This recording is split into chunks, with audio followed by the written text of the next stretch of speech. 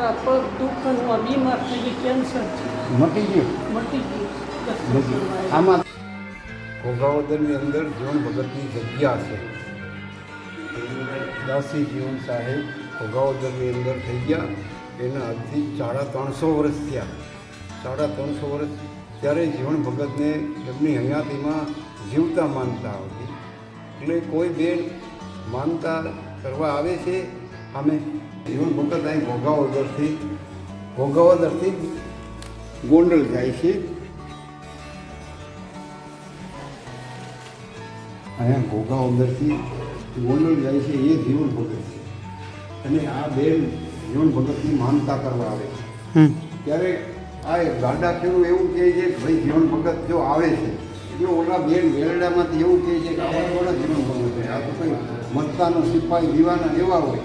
એટલે કે ભાઈ જો હું જીવન ભગત છું, નહીં ઓલા બેન કે ભાઈ આ જીવન ભગત આવા થોડો હોય, આ તો કોઈ મસ્તાના દીવાના સિપાહી જેવા છે.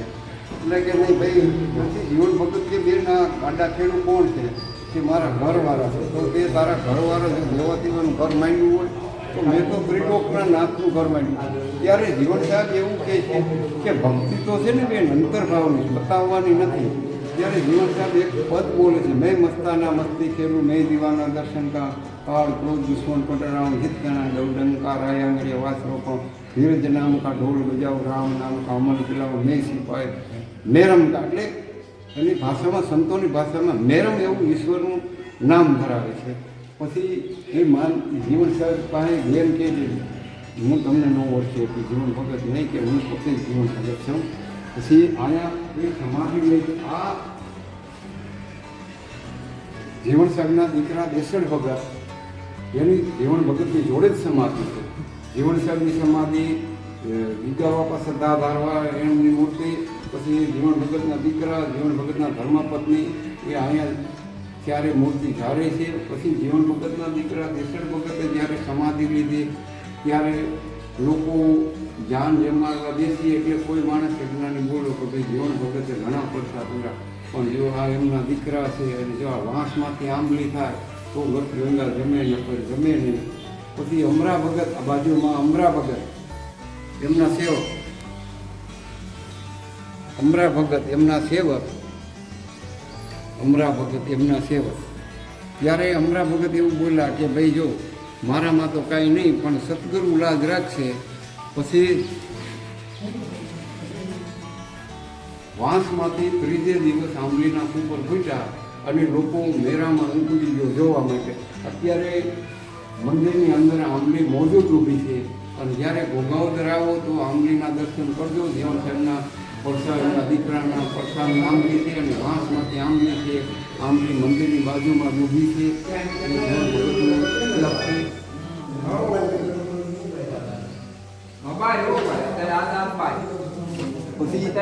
જીવન ભગત જ્યારે સમાધિ લે છે ત્યારે દુનિયાને જાહેર કર્યું કે ભાઈ મારે જીવતા સમાધિ લેવાની. લોકો કોઈ ગાડા ને કોઈ પગપાળા ને કોઈ ઘોડા એવું બધું આવ્યા અને જીવન સાહેબને વિનવવા લાગ્યા કે બાપા રોકાઈ જાઓ. એ તો છે ના રોકાય, એને તો પરમાત્મા હારે તાલાવ એની લાગી હતી એટલે ન રોકાય.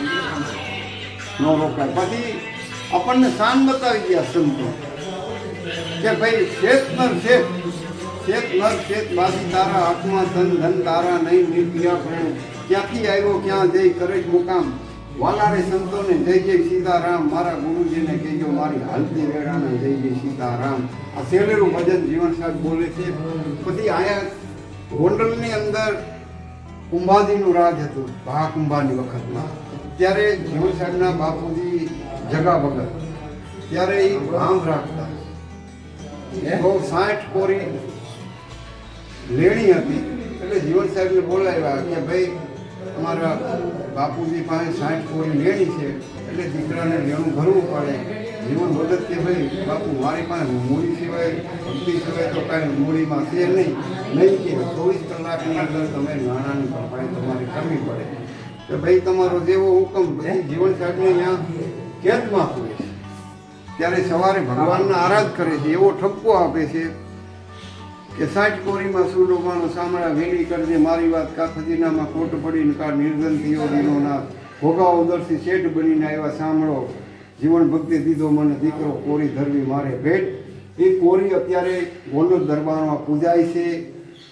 અને સાંભળો બનીને ઘોઘા ઉદરથી શેઠ બની અને ભગવાન આવી અને જીવન ભગતનું જેનું સૂકવી ગયા. ગોંડલ દરબારમાં એ કોરી છે અને મોજૂદ છે. એ લોકો એની પૂજા કરે છે.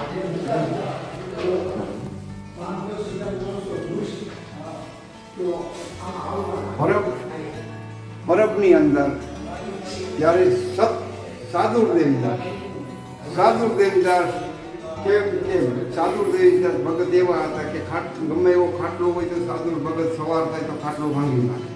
એટલે સાદુર ભગતને ખબર પડી કે આ તો જીવન દાસી, જીવન તો દાસી કોણ કહેવાય? દાસી તો રાજમાં કામ કરતી હોય એને કહેવાય. ત્યારે એક દિન સમયે જીવન સાહેબ એમના વધાર્યા એટલે સાદુર ભગતને ખબર પડી કે ભાઈ બાજુના ગામમાં જીવન ભગત વધાર્યા છે. તો એમને ત્યારે સત્ધર્મની ઝૂંપડીએ કૂવા ખોદવાનું કામ આવ્યું હતું.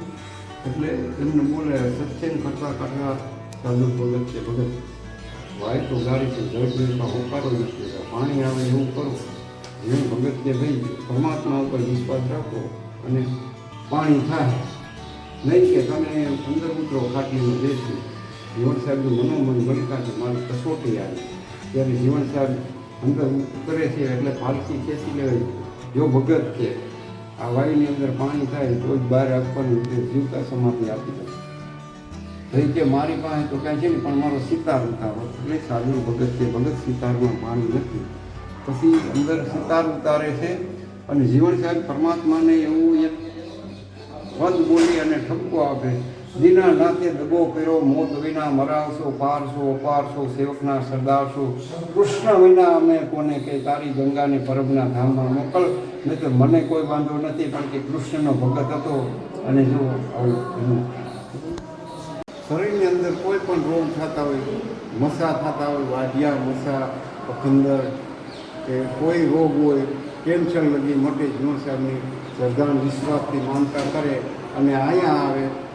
અહીંયા તો જીવન ભગતની જગ્યામાં આવે તો જીવન ભગતની આ હાંગણી રહે, મોર પીસવાળી અહીંયા ઊંધા સોના એના માથે ફેરવી દે. એટલે એને રસ મસા ભખંદર કોઈ પણ ગરજ હોય તો એ મટી જાય છે ન કરવાથી. અને જીવન ભગતની માનતા રાખો એટલે સંતાન ન હોય તો સંતાન આપે. કોર્ટ કચેરી કોઈ પણ દુઃખ ગરજમાં જીવન ભગતની માનતા રાખો, શ્રદ્ધા વિશ્વાસથી એટલી તમારી મનોકામના જીવન પૂરી કરી દે. બોલો જીવન સાહેબ જય. ભાવનગર શું માનતા છે તમારે? મારા પગ દુઃખમાં બીમાર થઈ ગઈ, કેન્સર છે. મટી ગયું. મટી ગયું. આમાં જરાક બોલો તમે, બોલો. એટલે મને કેન્સર થયું 2 વર્ષ પહેલાં. તે હવે સારું આવો થયું છો કે હું દર્શન કરવા ક્યાંથી આવીશ. આવો છો? અમે ભાવનગરથી હા આવી છીએ. હા આવજો. ઘણું સારું છે. અને મને બેને હાથની તકલીફ હતી અને દાસી જીવનની માનતા હતી. અમને બહુ જ સારી સફળતા મળી અને પોતાની હાલત કરી. ડૉક્ટરે કીધું હતું કે દવા લાંબો ટાઈમ ચાલશે, એને બદલે મને 2 થી 3 દિવસમાં સારું થઈ ગયું. જય દર્શન. દાદાનું નામ સાંભળીને અમે આવ્યા કરી ખબર.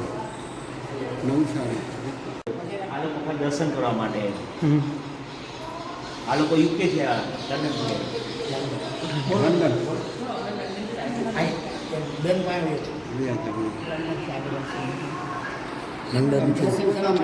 ક્યાંથી આવે? એટલે દાદાના દર્શન કરવા જવા છો કે માનતા હતી કંઈક? જીવન સાહેબનું નામ સાંભળી અમે લોકો લંડન